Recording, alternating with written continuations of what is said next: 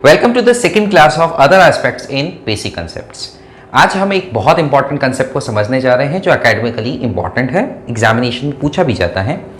और कंसेप्चुअली इसको समझिए आप, tax planning, tax avoidance, tax evasion and tax management, ये चार टर्म है। इन चारों टर्म के अंदर डिफरेंस क्या है? अगर मैं बात करता हूं सबसे पहले टर्म की, टैक्स प्लानिंग की, यहां मीनिंग वाइज अगर मैं बाइफिकेशन करूं तो मीनिंग क्या है टैक्स प्लानिंग का? यहां पे हम लोग यूज लेते हैं सारे डिडक्शंस, एग्जाम्पशंस, जिससे क्या करेंगे, हम टैक्स को मिनिमाइज करेंगे, है ना। तो यहां पे हम लोगों को क्या करना है, डिडक्शंस का, एग्जाम्पशंस का यूज लेना है, जो भी लॉ के अंदर प्रोवाइडेड है। डिडक्शन जैसे हम लोग बात करते हैं एटीसी, एटीयू, है ना, इन सब की डिडक्शंस हम लोगों को मिलती है। एटीजी की डिडक्शन, एग्जाम्पशंस, कुछ इनकम एग्जाम्प्ट है, एग्रीकल्चर के अंदर कैसे एग्जाम्पशन मिलता है, या मान लेते हैं कि सेल्स के अंदर कोई इनकम अराइज हो रही है तो उसका एग्जाम्पशन क्या है।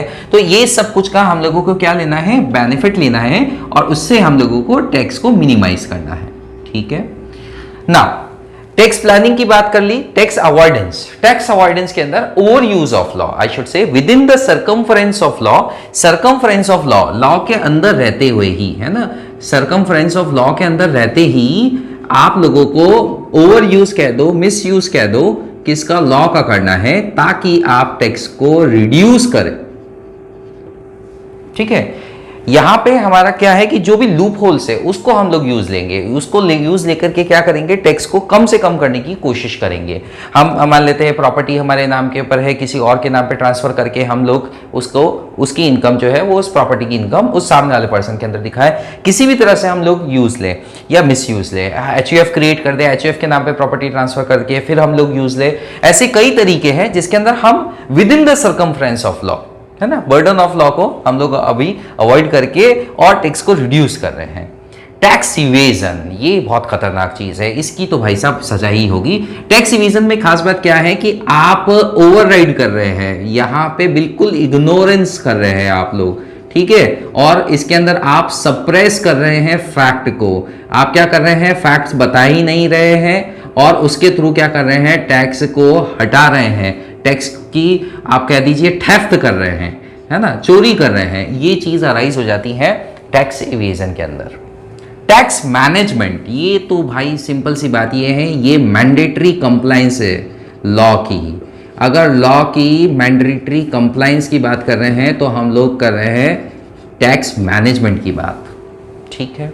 तो चार अलग अलग टर्म है। टैक्स प्लानिंग, जिसके अंदर हम लोगों ने डिडक्शंस, एग्जेम्पशंस का बेनिफिट लिया। टैक्स अवॉइडेंस, इसके अंदर हम लोगों ने वापस टैक्स रिड्यूस किया, लेकिन with in circumference of law के अंदर रहते हुए। यहां पे भी हम लोगों ने टैक्स को रिड्यूस तो किया, लेकिन उसकी चोरी करके। हमने फैक्ट ही नहीं बताया, हमने इनकम ही नहीं बताई, हमारी ये इनकम जो है वो छुपाई है। 2 नंबर की इनकम का कंसेप्ट यहां पर राइज हो रहा है। एंड टैक्स मैनेजमेंट, यहां पे लॉ को हमने कंप्लाई किया है। मीनिंग, एग्जाम्पल्स भी ले लिए हम लोगों ने बात की एटीसी की, या हम लोगों ने बात की है ना, जो भी इनकम हमारी एग्जाम्प्ट होती है 10(10)(a) के अंदर, 11, 12, 13 के अंदर। टैक्स अवॉइडेंस, इसके अंदर हम लोगों ने बात किया, कुछ एचयूएफ का एग्जाम्पल लिया हम लोगों ने, है ना, हम लोगों ने बात किया ट्रांसफर ऑफ इनकम का।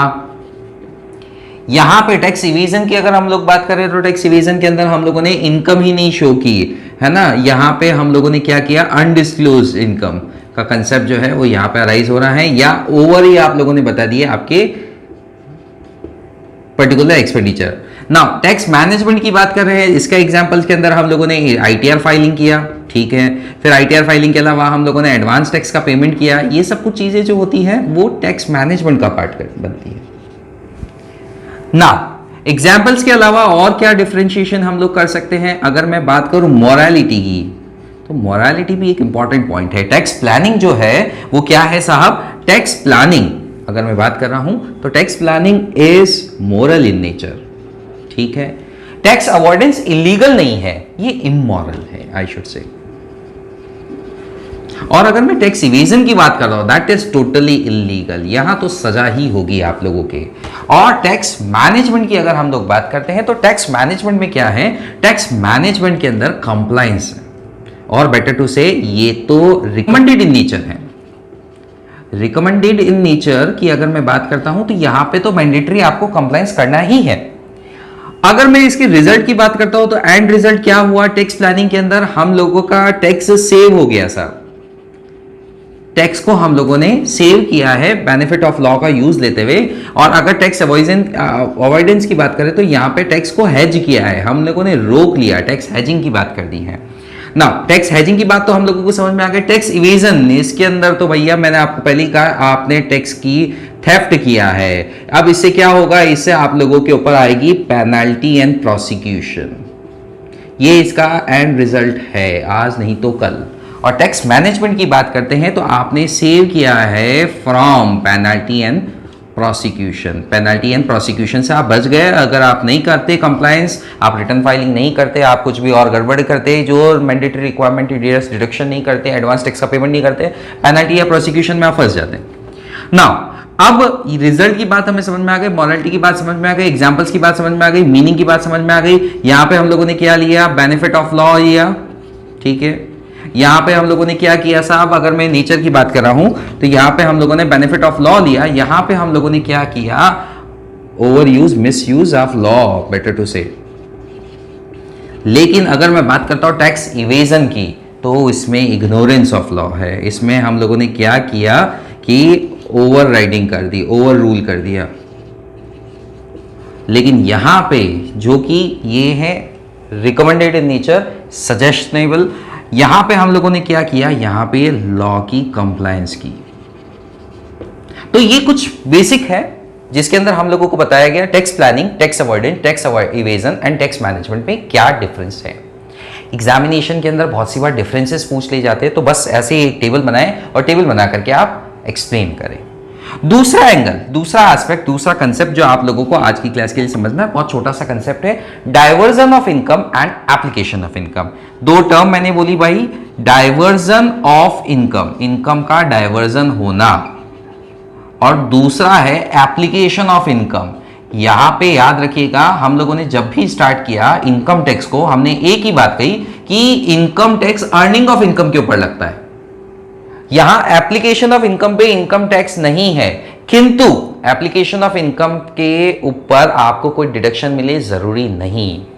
ध्यान देते हैं, पहले टर्म को भी समझे, बहुत थिन लाइन ऑफ डिफरेंस है। डायवर्जन ऑफ इनकम की खास बात क्या है, जब आपको इनकम अराइज हो रही है उसके पहले ही इनकम का ट्रांसफर हो जाए। आपको इनकम अराइज हो रही है, आपको इनकम अराइज होने से पहले ही इनकम आपकी डाइवर्ट हो गई। एक एग्जांपल लेते हैं, मान लेते हैं मैंने और एक और सर ने मिलकर के एक बुक लिखी। अब उस बुक के बदले में हम लोगों को 2 लाख का कॉपीराइट हम लोगों को मिलेगा ना। अब पॉइंट इज दैट यार, ये 2 लाख रुपीस का जो अमाउंट हम लोगों को रेम्युनरेशन के अंदर मिलेगा वो बाइफिकेट कर दिया उन्होंने, हमको देने से पहले ही 1 लाख रुपए भाई साहब के और बाकी के 1 लाख रुपए मेरे। तो इसका मतलब क्या हुआ, इनकम डाइवर्ट हो गई। क्या मेरे को 2 लाख की इनकम पे टैक्स देने की जरूरत है? बिल्कुल नहीं, मुझे 1 लाख की इनकम पे ही टैक्स देने की जरूरत है। तो that is diversion of income. Application of income में क्या हुआ कि मैंने कोई स्टैंडिंग इंस्ट्रक्शन दे दिया कि साहब मेरे को मत दो, या मान लेते हैं मैंने रिसीव करने के बाद में उसको अप्लाई कर लिया, उसको खर्च कर दिया। दोनों ही केस में income will be taxable to me. Example लेते हैं, मान लेते हैं 2 लाख रुपए की इनकम मेरे को होने वाली थी। मैंने कहा यार भाई मेरे को मत दे, 1 लाख रुपया मेरे को पकड़ा दे और 1 लाख रुपया किसी हॉस्पिटल में दे दे, मेरे माता पिता को दे दे, मेरे भाई बंधु को दे दे, किसी को भी दे दे। Now the point is that पूरे 2 लाख की इनकम के ऊपर मेरे को टैक्स देना पड़ेगा, because it is application of income. Arise होने के बाद जाकर के मैंने क्या किया, उसको डिवाइड किया है। तो डिवाइड किया, अप्लाई किया इनकम को, accordingly it will be taxable in my hands only. या मेरे को 2 लाख रुपए मिल जाते और उसमें से 1 लाख रुपए मैं दान कर रहा हूं या 1 लाख रुपए ऐसे ही उड़ा रहा हूं, it doesn't matter at all, it will be taxable. 2 lakh rupees complete amount will be taxable. तो 2 बातें, tax planning, tax avoidance, tax evasion and tax management में difference, and diversion of income as well as application of income के अंदर difference. ये बात आज हम लोगों ने समझी है, जानी है। That's all for my side. Thank you so much.